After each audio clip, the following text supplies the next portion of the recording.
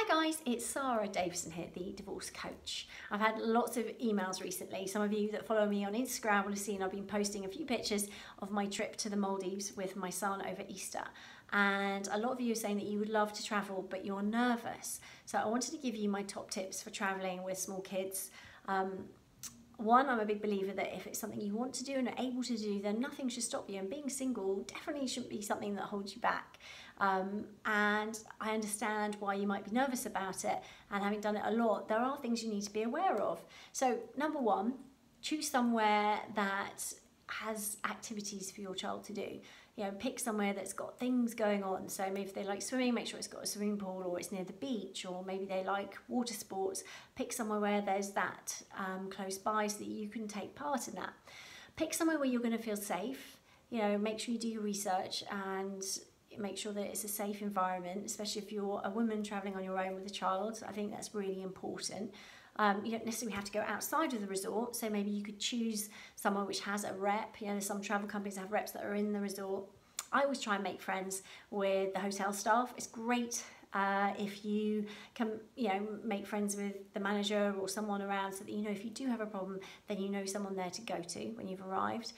It's always a good tip to get in with the restaurant manager as well, the restaurant staff, because if you've got a child that's maybe a fussy eater, or you're in a country where the food isn't really what they're used to, then it's always good to have someone on side that can help you out with that too.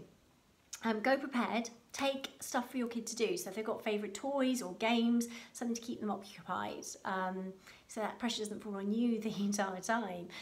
You know, so especially if you're going on a plane, then, you know, take some games. I used to say when my son was little, take loads of little cars. That was what he loved. Now he takes his iPad. So whatever it is that is going to keep them occupied, just to make it easy for you. One thing I've learned is just throw the rules out the window. The rules for home, you know, that they have to be up at a certain time and bed at a certain time. You just got to get on kid time, I call it. You know, I go away with my son. When he wakes up, I wake up, get up.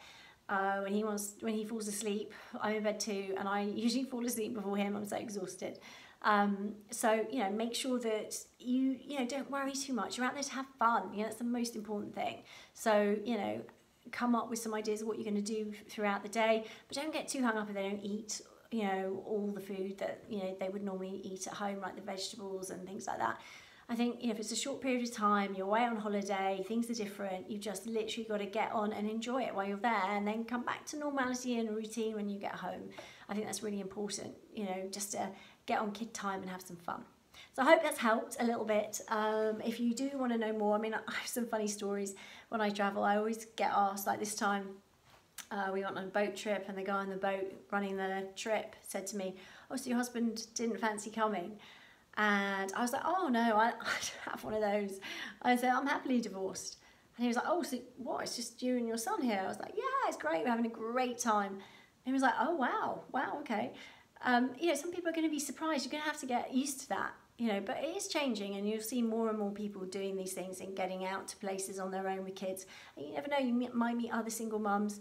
My son's an only child, so when I travel with him, I'm always trying to find friends for him to play with, and you know, he's a friendly little chap, makes friends, and I often make friends with the parents. But remember, they're there on the holiday too. You know, you're not there plus one all of a sudden. You know, make sure you dress appropriately and you don't invade other people's space. You know, take books and things for you to do. You know, I've learned a long time ago to take a book to dinner with me, because quite often my son will get up and run off and play with a friend he's made, and I'll be at the table on my own, and you know, it makes me feel more comfortable if I've got something to do. So these little tips, don't let it put you off, please, because it is amazing. You know, traveling on your own with your child gives you so many magic moments. You know, we've had such fun, we've got so many amazing stories, and it's a really close bonding time. So yes, you know, there are some things to get used to, and it may be pushing you out of your comfort zone, but please, it's well worth it. If it's something you enjoy, then absolutely go for it. Get a trip booked up, do your research up front, and have a great time.